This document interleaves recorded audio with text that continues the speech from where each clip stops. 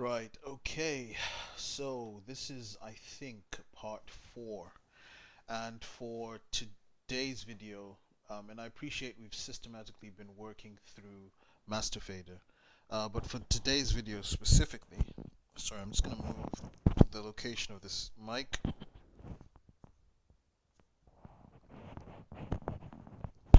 There we go. Right, so for today's video specifically, we are going to focus on the live streaming aspect of. Um, can you hear that? That's the gate. 1 second.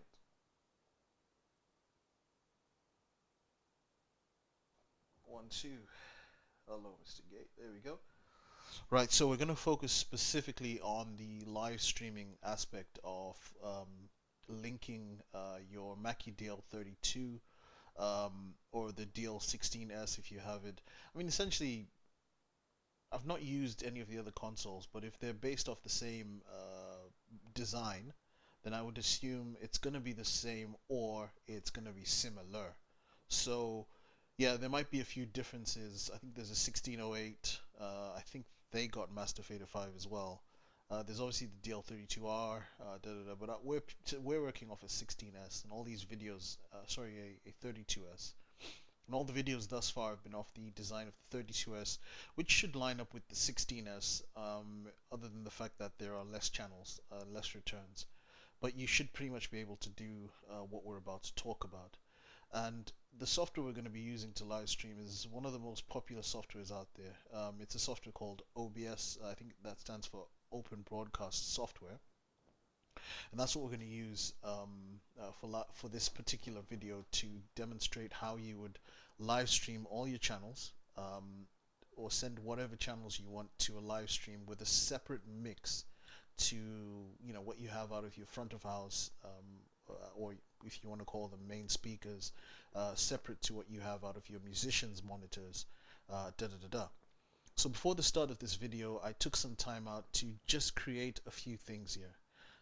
Now, I know in the last video we were systematically moving across. So in the first video we sort of looked at the layout of Master Fader, and we sort of talked about how you've got the faders, and then you've got this area here above the faders that gives you a breakdown. Like this area here in particular, this gives you vital or important information to do with your actual mix, so you don't have to constantly keep going into the actual channel and looking to see what your compression's like, or what your gate is like, etc. So you can just see it all here. So this section here is for compression and gating. This section here, even though there's just a single line through it, that's for EQ.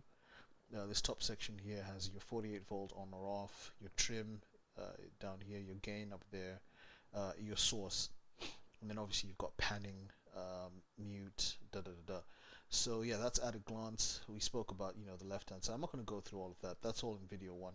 But we just talked about the general layout and how things have been laid out. And for most of those videos, we didn't really have any detail inside, like for example here on the right. So for this video, I took the liberty of creating.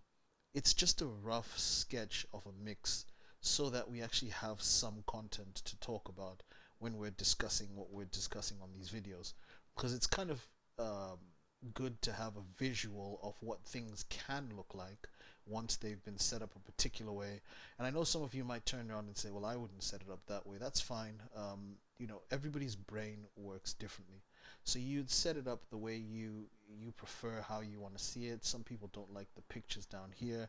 Others may want to take actual photographs of the equipment that they're using, which is perfectly fine. I mean, Mackie have put all these options in there for you to use. So if you prefer to have the word snare in this section nice and big, and you don't like reading it down in the small scribble script, if you're doing an event and the lights are off and it's dark, and you really want to be able to just focus on what you're doing, sometimes having it down here in small writing can be a little bit annoying. But by all means, take advantage of what's available to you, make use of the tools in an appropriate way for you. This, like I said, is just a rough draft, so that we have a little bit of content when we're actually talking about what it is we're actually doing. So for now, as I mentioned, we spoke about the layout, then we went into more in depth in the future videos where we actually went into a channel and we went through the entire sort of dynamic strip, and we talked about all the sections that are in there, how to utilize them, blah blah blah. That's all in the previous videos. For today, what we're going to do is we were meant to systematically be moving across to this section here, because we've covered this section, we've covered this section, we've covered the mains. We're supposed to be looking at this section here, and if we were to work in order, we'd start obviously with the FX and there da, da, da. But I'm going to skip across because we're going to go into our routing. Now for some people routing can be very daunting. For others they're like, yeah, whatever, I understand it, it's fine. Everyone's at different levels, but I thought it would be best to illustrate routing and show the different routing options with some sort of content in mind. So the content for showing the routing, or illustrating or demonstrating the routing, is to show you what a mix would look like if it was going out to different monitors, if it was going out to a live stream. With all that's been going on in the world now, everyone's sort of switched to digital, so you'll find a lot of churches live streaming. And some people might want to know what that solution looks like, and also to show what it would look like for the front of house as well. So I just I put some stuff together, and we're just going to get into it. But the main focus of this video, just for those of you that want to understand what we're talking about today, is we're not necessarily just talking about live streaming, though that is relevant to what's going on now. But we're particularly focusing on the routing aspect of this particular device to see whether or not, for some of you, is this for you, is it not? Are you actually wanting to utilize this for the purpose of for this particular purpose or not? I mean, that's fine. So I'm going to go straight into it.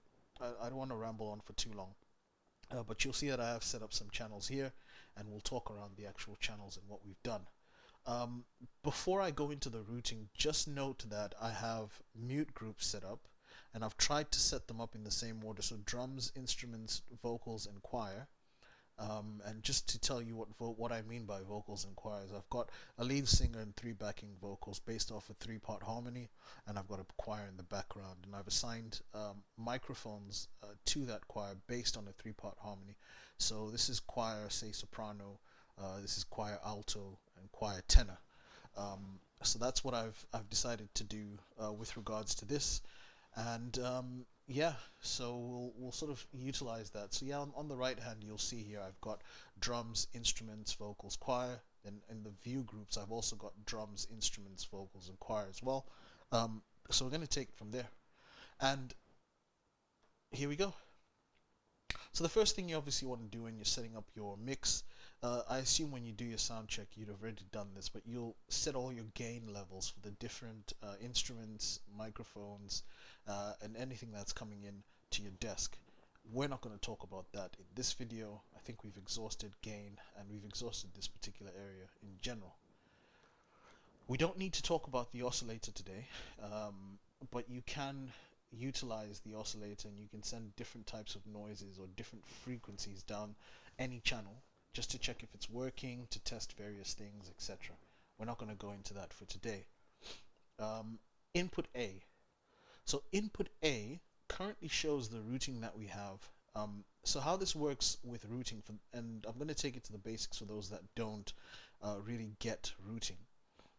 On the left hand side here you've got what's called mic pre. Now what Mackie are referring to here are the physical inputs, or the preamps that they've put on the mixer. So the place where you physically plug in your microphone or your jack for your instrument, that's what is called a preamp, and it's preamplifier, but we're not going to go into that. But essentially that's what they're referring to by mic pre. It's not necessarily a port just for mics, as somebody once asked me. No, you can plug instruments in there as well, but they just refer to it as a preamp, and some people just like using the traditional term mic pre, so we're just gonna go with that. But yes, it's not specifically just for microphones, but this is the physical port that you plug something into, and what you have across the top here is where you are sending that signal.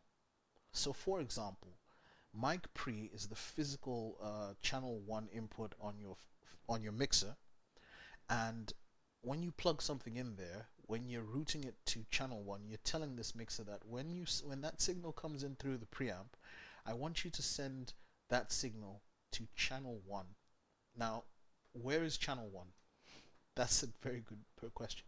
Channel 1 is here. This strip here is channel 1. Now, you could, if you wanted to, in theory, say, no, actually, I don't want mic pre to go to channel 1 because I'm utilizing that for something else or whatever it is. I want to utilize mic pre 1 with channel 6, and that's what I want to do, and I want to remove channel 1. So what's then happening is anything you plug into mic pre 1, say you plugged a microphone into it, okay, and you're speaking into the microphone, what will happen is when you come to your mixer here, where you will see the level spiking up and down will be on channel 6, because you're sending whatever's going into the port 1 on the mixer. Let me use the word port 1 on the mixer, but whatever's going into that port or that preamp, that channel, you're sending that to channel 6. So this is a very basic illustration of how routing works. Now, for some of you are asking the question, why on earth would somebody want to do that? I mean, why on earth would somebody want to do that? There's a number of different scenarios that could pop up that would call for somebody to do that as a solution to a problem or as a solution to a situation. And one of the things I'll say to you is this, okay, say for example, I have two teams that are about to sing. They're all going to be using the same instruments, same microphones, same stage, and these two teams comprise specifically or exactly the same of the exact same numbers set up to what I currently have here, right? I'm just making up a hypothetical situation. And what's going to happen is at some point the second singer is going to, from the second group, the lead singer from the second group is going to come over and is going to sing along with the initial choir and the band for the first group. And then what's going to happen is they're going to filter out and people are going to start sort of joining in, etc. Or maybe the second lead singer is going to start talking. And the reason why I'm saying she is because I have a picture of a female for my lead vocalist. So the second singer is going to, yeah, I'm just making sure that's recording. The second singer is going to maybe come up and speak whilst people are swapping over, just to keep things going. And I have EQ'd that second singer to, say I've EQ'd them to channel 25. Okay, I know there's nothing here for now, but let's just say for argument's sake, this is our second singer. I'm just giving you an illustration as to why somebody would want to do what I've just described as wanting to do. In fact, what I'll do is I'll just quickly listen. I love using this quick assign thing. It's brilliant. It's very convenient. But yeah, so here's lead vox. Boom. Go to icons. Pick a female because they're both going to be girls. Why I don't know, but that's what I've just chosen. So there we go. There we go. Done. Or if I wanted to take a picture of her, I could. So yeah, so during sound check, I have sound checked her on channel 25, okay, and but I have the same mic that she's using is the same mic that the first lead vocalist is using, because remember I said these two groups they have the exact same numbers. So the same lead mic that the first person was using is going to be the same lead mic that the second lead singer who I've got on channel 25 is going to utilize. And I don't have any spare microphones to give this second lady who's going to come up and sing, so therefore they're going to just swap microphones. Rather than me try and do a makeshift EQ, on the fly, which if you're good enough you can, but with digital you're messing around with iPads. I'd prefer that if I had a physical analog desk in front of me, because I learned off analog. But yeah, what you can do is you can go into your routing here and you can say channel, let's just get the right channel so this makes sense. So this is channel 18. So we're saying channel 18, okay, is where I'm going to plug in that microphone. However, I want channel 18, which is here, to also be controllable on channel 25. So as you can see, this cable that's plugged into this channel will be controllable at channel 18 on the mixer, and we're also saying it's also controllable at channel 25.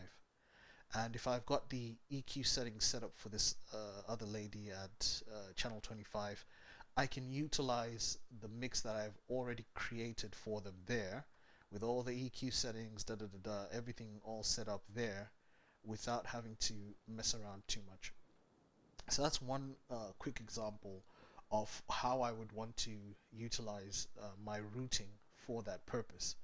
Um, there are other reasons and there's other purposes, etc. You know, as and when it comes up. I mean, I'll say this to you, just not to make things difficult. I'll say this much to you: if changing the routing makes things easier for you at the time, do it, because the option is available. These are just simply options that have been given to make our lives easier. But I don't want a situation where I go through each and every scenario that would to explain every single reason why you would want to change the routing. But that's a pretty decent reason there. Okay, so we're going to move on very quickly. So that's one thing. But so long as you understand that the information is coming in on this side, okay, on this side, and it's being sent to whatever's at the top, okay? Now, if you keep scrolling downwards, now you have something different, because you'll start to see USB, and it starts with USB 1 and 2. Now, I can understand there being 32 channels because I can see 32 physical channels on my mixer. However, I can't see two USB XLR or jack ports on my mixer. What the heck is USB 1 and 2? And why is it sitting here along with these? Because I didn't set this up. This came as default with your mixer. And this is key to setting up your live stream. Now at the minute you'll see that USB 1 and 2 is currently going to return 1 and 2.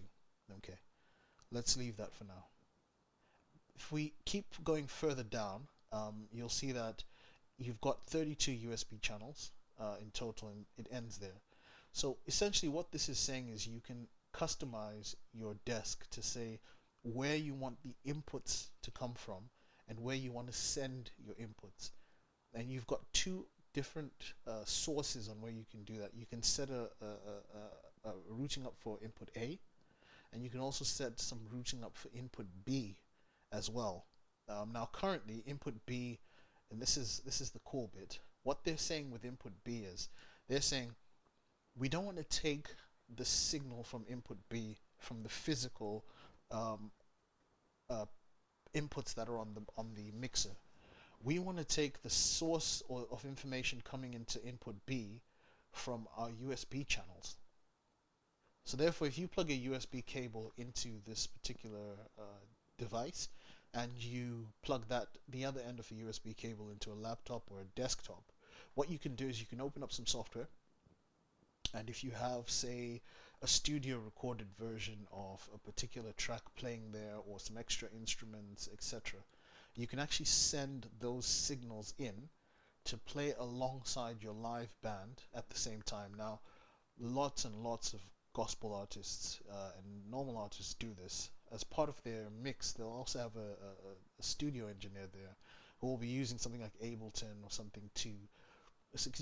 I don't know if you've ever noticed, but I'll use Todd Delaney as an example, because I know he's really good at this, and the quality of his output is great. Look him up, Todd Delaney. When he's doing live performances, you'll see he's got a certain amount of musicians on the stage.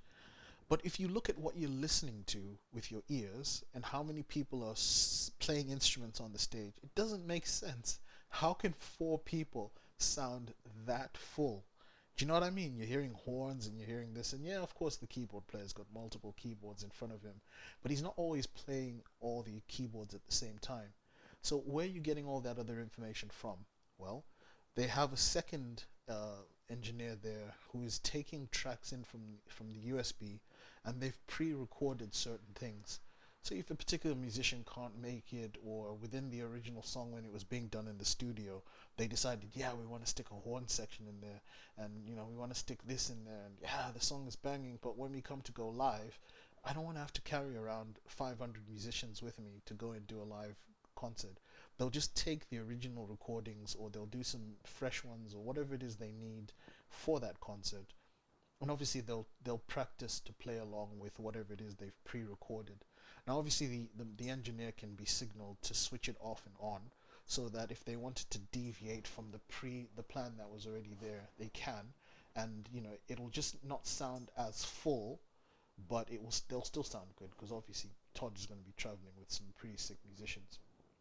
um, so yeah, you can actually bring in 32 whole channels from a DAW, a digital audio workstation, or you can reassign your input B to say, yes, I want to create a whole new mix, taking in my routing, and you can reroute this differently. You can then say, actually, I want this to go to that channel, this to go for whatever your purposes are. And when you're ready, on the actual individual channels, remember how we talked about how there's A and B per channel? You can switch that. So what channel is this? Channel 18? So if I went into the routing now, you can see, in fact, on the channel, you can see that it's got source A uh, is receiving its signal from channel 18 on the mixer, and B is receiving it from USB 18. But if I go back into my routing here for USB, for input B, sorry, and I find channel 18, and I say, well, actually, I want channel 18 to go to come from mic pre 18 on the mixer and go to channel 18, and then partway through the concert or whatever, I'm going to switch across that channel to input B. What will happen is when you go back to channel 18 here, you'll see that the source of input B will be mic preamp 18. Now I could choose for whatever reason that, no, actually for the next set it's a different group of people, and I have, I want to send different things to the different mixer channels for that set of music. You can do, that's entirely up to yourself. The options are there whether or not you choose or want to use them or not. Okay, so I'm just going to send this back here to USB. The irony of it is, on the actual Mackie device that we have now, obviously the mixer the master fader I'm using on that is master fader 5, not 5.1. We're looking at 5.1 because that's the latest that Mackie's released. I'm still on master fader 5 on my tablet, but my input B is actually routed from mic pre 1 to 32, and it's routed exactly the same way as input A. So it's weird for me looking at this and looking at a particular channel and seeing USB when I know on my actual Mackie it's not USB, it's actually preamp. It's mic pre, sorry, but that's fine. It's just a bit strange for me. Anyway, moving along, you've also got your USB section, and this is where you're sending out information. So if you have something plugged into mic pre 1, say it's in this case we have our kick drum. Boom. Just to confirm, we've got the kick drum, and what we're saying is, when we're with our USB channel, when we plug a USB channel in, if we want to send that kick drum out, we want to send that out through the USB to USB 1. So when you're in your digital audio workstation and it's asking you, well, what do you want to assign? Maybe you've set up 32 channels in the mixer on your DAW, and your DAW is asking you, well, what do you want to input into channel 1 of your mixer on your DAW? You'll say, actually, can you take in what's coming into USB 1? And what's coming into USB 1 is what you've already pre-set up on your routing here to say, take whatever's in channel 1, and that's going to be the kick. So you can send all 32 channels out through your USB cable to a digital audio workstation.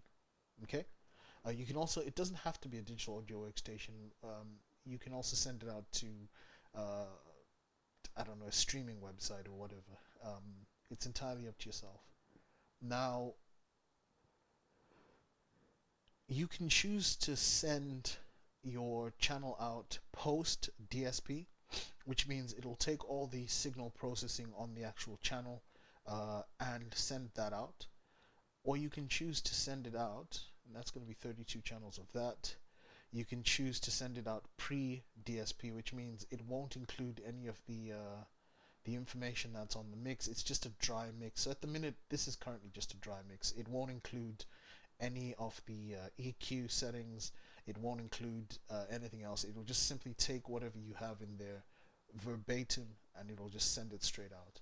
But you might just say, for the drums, for example, you might have a gate on there to stop, because if you send the entire drum kit out as is with no gate, all the mics are going to be picking up everything. So you'll either need to gate it within the software, or you can send it out with the gated settings. But obviously, if you have other things on there like reverb, etc., that's all going to go out as well. So you just need to choose how you want to send it out.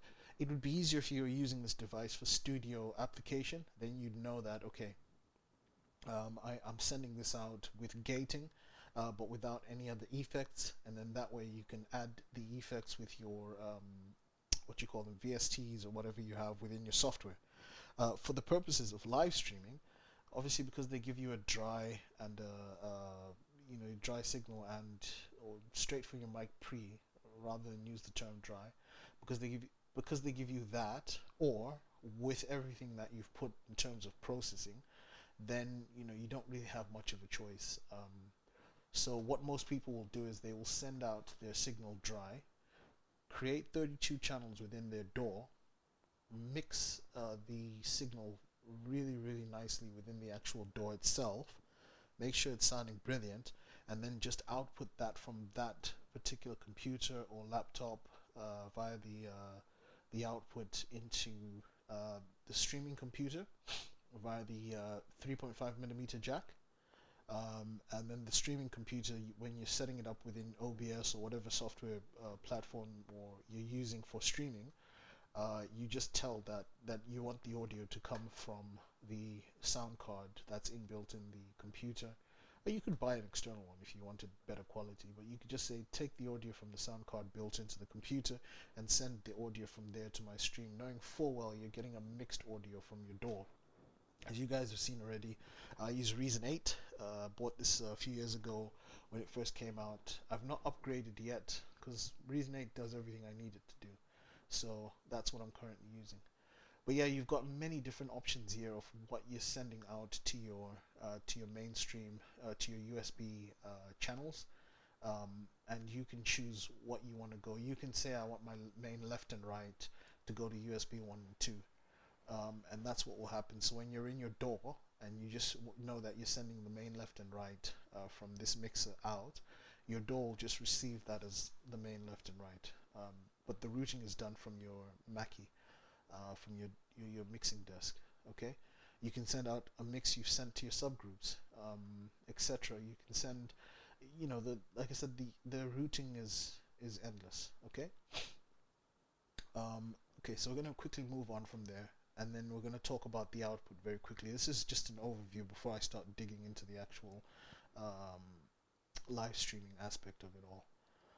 Your output is, again, it's just looking at what you're sending out to the physical XLR. So you've got 10 XLR ports on the Mackie DL32S. You've got 12 or I think 14 on the R, and then you've got different amounts on the different other devices that Mackie offer. But because you've got 10 here, you can choose what's going to those 10. You can just say, for XLR1, I just want to send channel 32. For whatever reason, if that's what you want to do, that's fine. At the minute, it's currently set up in such a way that the main left and right is going to 9 and 10. You might want to reverse that and say, I know on the actual physical mixer, that's what they've defaulted 9 and 10 to be the actual two main ones. And on most digital mixers, they choose the last two to be main, left, and right. But you can change that and say, well, actually, I want 1 and 2 to be main, left, and right, and I want the remainder of the channels to be individual items that I can assign wherever.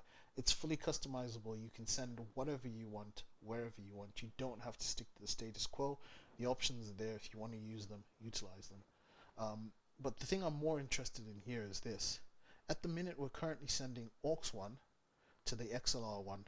So what happens is any mix I have set up for aux1, and I'm going to go into aux1 very quickly here because I've assigned that as the vocal monitor. So any settings I set here for the different instruments that I'm setting up here, anything I choose to set and I turn up and down, what's happening is that those are going directly to the XLR port that is on the mixer, and that XLR port is plugged into a speaker somewhere on the stage, and the singers are listening to whatever mix we've agreed upon or that I've set up from here. Okay? I hope you understand that so far. What you can do is you can say, well, actually, I don't want what's set up on aux1 to go to the physical output. For your live streaming, what you could say is you want to take you want to send so what I have here, actually, let me just quickly show you. There we go. So I've set up channels aux7 and 8, okay, as my live stream. So what you would do is you would go into here, go into there.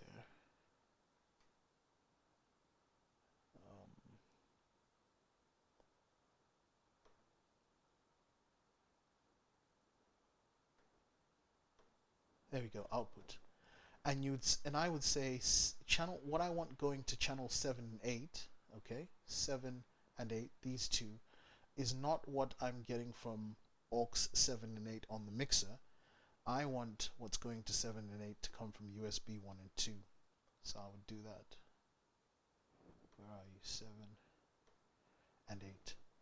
Now, as a default, when we looked at the main input here, we noticed that there are 32 channels that are currently set up, and USB 1 and 2 happens to be the left and right signal coming out of your USB port on your mixer and going out to wherever you're sending it.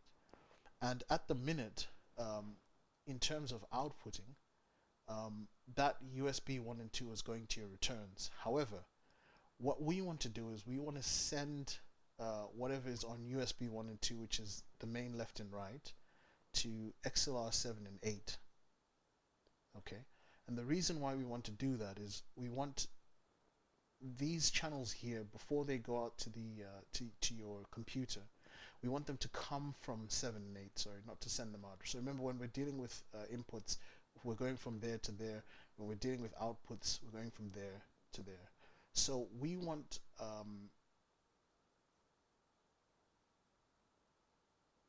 situation where USB 1 and 2 is sending out is taking its signal from what's on aux channel 7 and 8, okay? And hang on, let me just go back here. Get rid of that. Okay, so what's happening now is all the settings that I place on the on this mixer here for channel 7 and aux channel 7 and 8, okay, is what will go out of my USB cable into my laptop.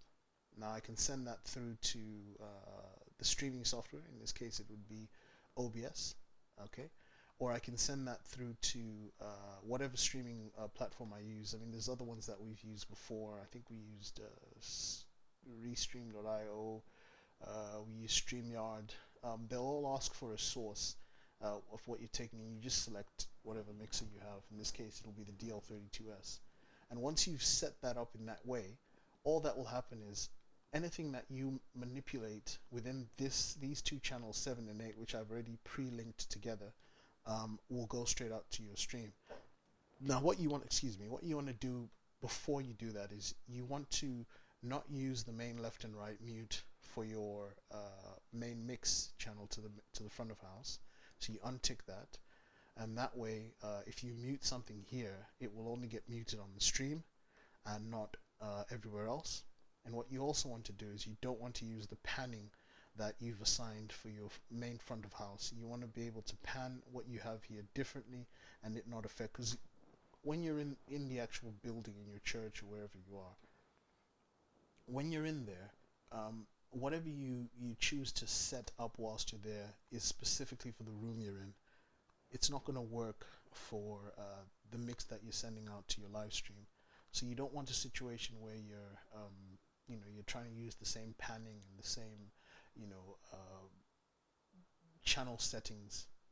Otherwise, you end up sending something that's completely wrong. You want an independent mix for your live stream, so you'd set it up in that way, where you have a situation where the panning is independent, the muting is independent, because you don't have to send everything to your live stream. When we last did it, I mean, all we did is we had a mic on just the kick, the snare, the hi-hat, and we had an overhead microphone picking up the toms and the crashes, and that actually worked quite well.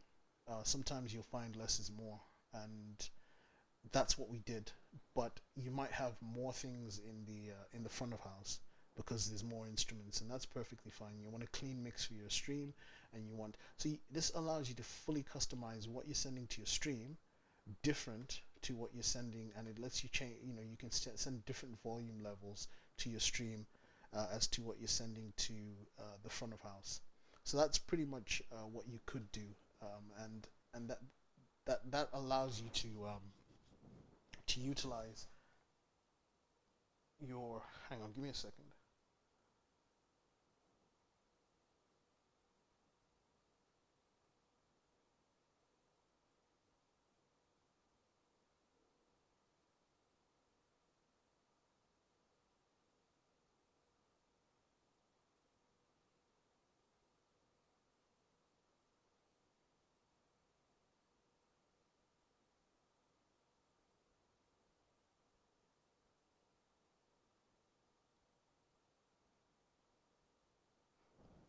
Sorry about that.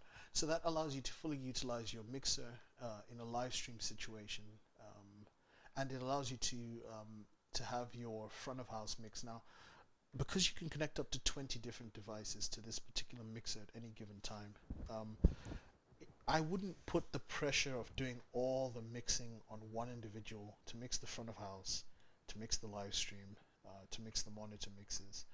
And I did set up monitor mixes for the different sections, so you've got your vocals. One thing I don't like about Master Fader 5.1, when you name something in 5, it'll just have the name of what you've named it. Here, they've actually insisted on putting the A1 in front of it, A2, A3. This I don't like. If I'm gonna be given the option to name something, I want to just have my name that I've put there and not have to look at this. This is really, and the fact that it's actually in front as well. Yeah, I don't like that. I hope they change that. But anyway, yeah, this is the sort of setup I've set up here, where I've linked these two channels together. If you have less monitor feeds that you need to send, you could give certain, you could give your main vocalists, the people on stage, a stereo mix, just to make things a bit more better for them if you've got free channels. But obviously here, as you can see, there are more musician channels than there are monitors. So you see I've put piano and keys together, but the poor horn section, they don't have a monitor.